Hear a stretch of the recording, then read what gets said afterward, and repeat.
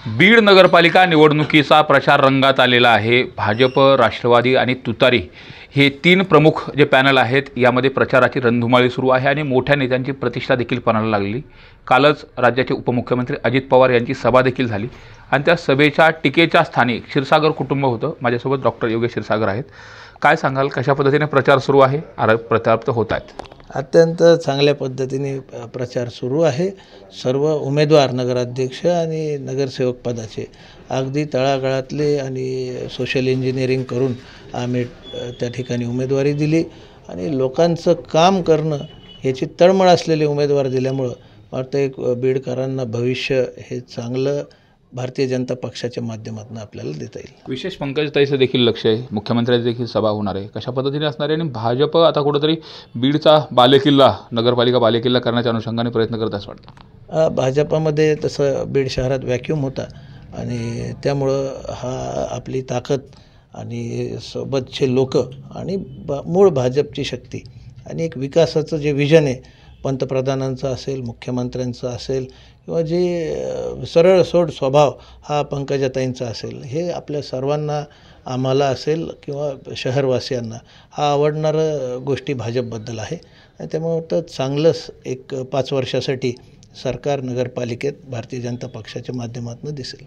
बीड नगरपालिकेमध्ये एक महिलांची वेगळी फौज, म्हणजे पंकजाताई ज्या पद्धतीने नेतृत्व करतात त्या पद्धतीने एक वेगळी फौज निर्माण करण्याचा प्रयत्न केला जातोय आणि एक महिलाच्या नेतृत्वाला कुठेतरी वेगळी संधी देऊन बीडचा विकास साधण्याचं एक पंकजाताईचं वेगळं गणित आहे। अगदी बरोबर आहे। आता नगराध्यक्ष पदाचं सुद्धा आरक्षण हे अनुसूचित जातीच्या महिलेला आहे, म्हणून तिथंसुद्धा सक्षम महिला त्या कॅटेगरीची असावी अशी आमची मानसिकता होती आणि त्यामुळे चांगले उमेदवार आम्ही पाहून ठेवलेले होते की हे व्यवस्थित हातात जावं, स्वच्छ कारभार असावा, काही विजन असावी आणि आपण समोरचे उमेदवार बघितले तर हे धर्म बघून आणि कोण कोणाची सासू आहे, त्याचा धर्म काय आहे आणि अशा प्रकारे काही उमेदवारी देता येत नसते।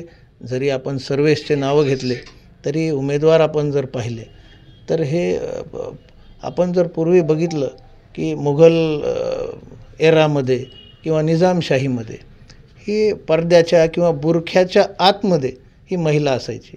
आता महिलेच्या मागे बुरखा आहे हे आपल्याला उमेदवारीवरून दिसून येईल।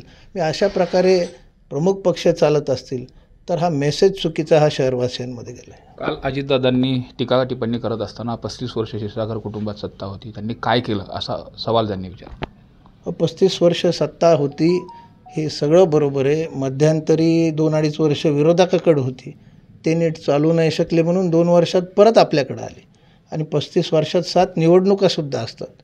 जर काम 5 वर्ष केलं तरच लोक रिपीट करतात।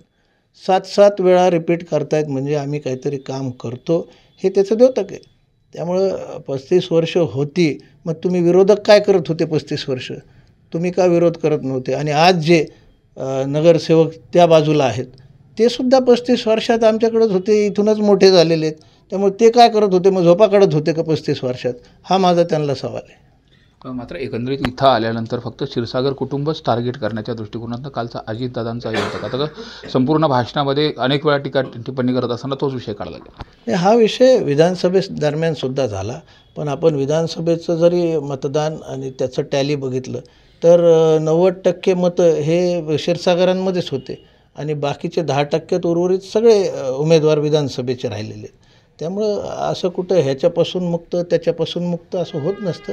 त्या ठिकाणच्या लोकांचा स्वाभिमान असतो, त्या ठिकाणच्या लोकांचा विश्वास असतो, तो एखाद्या परिवारावर गेले अनेक वर्ष काम केल्यामुळं, संबंधित असल्यामुळं, सुखदुःखात आम्ही राहिल्यामुळंच असतो। असे इतर बाहेरून लाथडून लावलेले लोक इथं येतील आणि इथं शहाणपणा शिकवतील।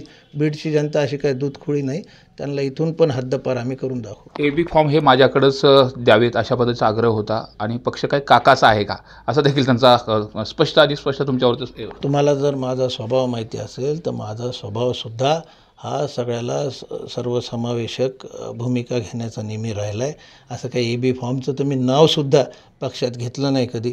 फक्त उमेदवार चांगले असावे, शहराला परत त्रास देणारे नसावे ही माझी मानसिकता होती आणि काही लोक जे उमेदवार त्या ठिकाणी काम करणारे असतील, तळमळीचे असतील, त्यांच्याकडून का आले असं ना, हे सगळं सामावून घेऊन काम करण्याचं आमचं विजन होतं। पण आपण उमेदवारीवरून बघितलं किती गोंधळ झाला आहे। पप्पूजी कागदे साहेबांची उमेदवारी यांनी फायनल केली होती असं ते म्हणतात 2-3 महिने आधीपासून. याची कल्पनासुद्धा आम्हाला नव्हती. बरं फायनल केलेली उमेदवारी कशामुळं बदलली हे सुद्धा त्यांनासुद्धा सांगता येत नाही आहे. त्यामुळं ते जर उमेदवार आहेत हे आम्हाला आधी त्यांनी कळवलं असतं तर आम्हीसुद्धा सपोर्ट केला असतं. पण उमेदवार कोण काय तुम्ही कोण पाहिलं आहे का? एवढ्या मोठ्या शहरात जेव्हा 4-5 दिवसावर निवडणूक अर्ज भरायचं येऊन ठेपलं आहे तर आम्हाला साधी विचारणासुद्धा झाली नाही. आणि अशा प्रकारे काय पक्ष चालू शकत नाही.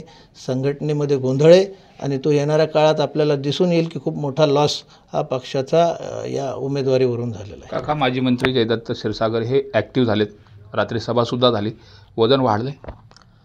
हो नक्कीच. आदरणीय अण्णांचं पाठबळ जेव्हा भेटतं, काल मोठी सभा झाली आणि त्या ठिकाणी उमेदवारांना त्यांनी पाठिंबा दिला आहे आणि नक्कीच सगळे उमेदवार आणि त्या भागातील लोकंसुद्धा खुश होते. दादा म्हणतात तो काय तुमच्या काकांचं पक्ष नाही. मला एवढंच सांगावंसं वाटेल, मी कधी तो दावाही केला नाही. तो त्यांच्याच काकांचा पक्ष आहे आणि त्यांनी तो पक्ष व्यवस्थित हँडल करावा एवढ्याच मी त्यांना शुभेच्छा देतो. हा पक्ष माझ्या काकांचा नाही पण अजितदादांच्या काकांचा आहे, अशा पद्धतीचा टोला देखील योगेश क्षीरसागर यांनी लावला आहे. सुरेश जाधव, न्यूज 18 लोकमत, बीड.